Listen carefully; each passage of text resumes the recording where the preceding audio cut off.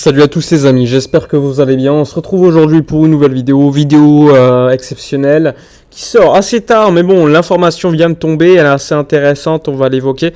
Elle concerne Evan Ndika, donc le joueur de Francfort, défenseur central gauche, très intéressant pour le FC Barcelone. Il faut savoir que selon l'information qui sort de la presse allemande, le Barça a déjà un accord verbal avec le joueur et le club décidera donc lors du mois de mars est-ce que le Barça va le signer ou non. Donc il y a déjà un accord. Maintenant c'est au FC Barcelone de définitivement passer le pas et confirmer en mars s'ils veulent le joueur. Alors le français qui joue en Bundesliga, je le rappelle pour ceux qui ne le connaissent pas, il joue à Francfort. D'ailleurs, rappelez-vous de ce qui s'est passé l'année dernière à Barcelone contre l'équipe de Francfort, on s'était fait éliminer. Et bien lui, il était présent dans cette équipe de Francfort.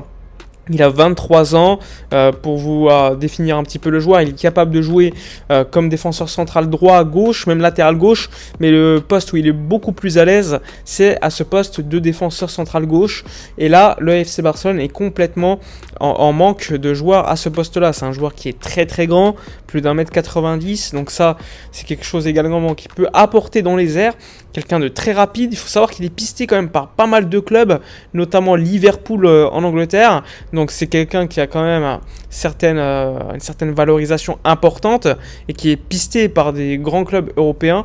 Et donc le voir pisté aujourd'hui par le Barça, c'est pas non plus une grande surprise. Donc Ndika, c'est un joueur, il faut savoir, qui est titulaire maintenant à Francfort, malgré le fait qu'il lui restait plus que 6 mois de contrat, 1 an de contrat, et bien Francfort, même s'il n'avait pas réussi à le prolonger, et bien continuait quand même à lui faire confiance. Donc c'est également le signe d'un joueur qui performe, il est titulaire quasiment tous les matchs, 20 matchs joués sur les 20 matchs possibles en Bundesliga, donc c'est aussi la marque d'un joueur qui joue beaucoup. Pareil en Ligue des Champions, il joue tous les matchs, 6 matchs possibles, 6 matchs joués, et pareil en Supercoupe contre le Real Madrid, en Coupe d'Allemagne, il est vraiment tout le temps titulaire. Donc c'est la preuve encore une fois qu'à Francfort, eh bien c'est un joueur qui est très valorisé. Il faut savoir que sa valeur sur le mercato est de 32 millions d'euros. Mais comme il est en fin de contrat, eh bien le FC Barcelone serait dans la possibilité de le prendre gratuitement. On voit dans l'effectif du Barça qu'on manque de défenseurs centraux avec un pied fort gauche. Donc ça serait très utile de pouvoir l'amener, sachant que le FC Barcelone aujourd'hui, on tend beaucoup plus vers une défense à 3 comme vous pouvez le voir. Donc ça ne serait pas surprenant de prendre un joueur comme ça pour amener en sortie de banc par exemple, et au fur et à mesure une vraie compétitivité à ce poste de défenseur central. Il faut savoir que le FC Barcelone, ça fait déjà quelques mois qu'il y a quelques rumeurs entre lui et d'autres joueurs. Il y avait également Inigo Martinez, pour ceux qui le connaissent, le joueur de Bilbao, le capitaine de Bilbao, qui lui aussi en fin de contrat. Il y a eu même une réunion avec Matteo Alemany il y a quelques semaines avec son agent pour voir ce qu'il en est. L'Atlético Madrid le suit aussi. Et là, nouvelle info, c'est concernant Ndika que le Barça suit.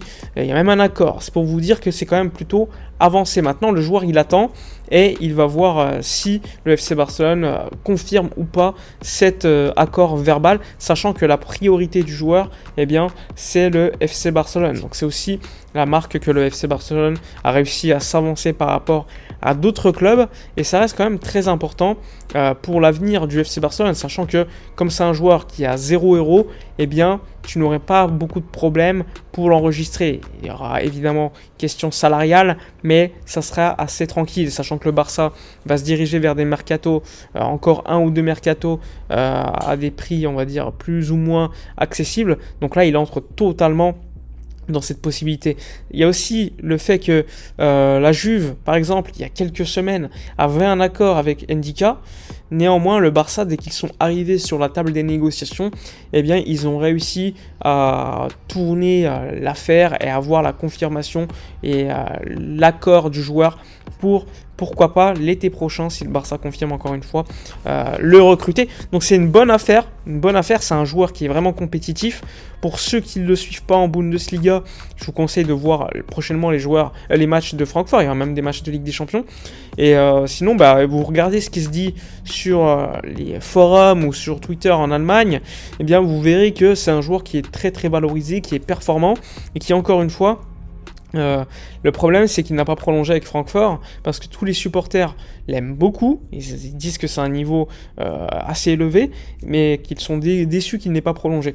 Après, il y en a qui vont dire ouais, c'est des joueurs de Bundesliga, c'est pas top, mais il faut savoir qu'aujourd'hui, les défenseurs centraux de Bully, quand on voit Gvardiol qui est valorisé à 90 millions d'euros, 100 millions d'euros, quand tu vois Upamecano qui sort quand même des très bons matchs, que ce soit en équipe de France ou même avec le Bayern Munich, tu te dis que franchement il y a moyen de faire le marché. Rappelez-vous Christensen, avant de rejoindre Chelsea, il était au Borussia Mönchengladbach. Alors oui, Ndika, c'est un joueur qui encore une fois joué à Francfort et à Barcelone, c'est pas du tout pareil, mais vu qu'il vient probablement en sortie de banc gratuitement en plus, c'est pas forcément un problème. Et s'il réussit à Barcelone, eh bien c'est cool pour nous, on l'aura dans l'effectif. Et s'il ne réussit pas, tu as toujours cette possibilité de le revendre ailleurs plus cher que ce que tu l'auras pris, vu qu'il viendra probablement s'il signe à 0 €. Donc c'est quand même une bonne affaire dans tous les cas.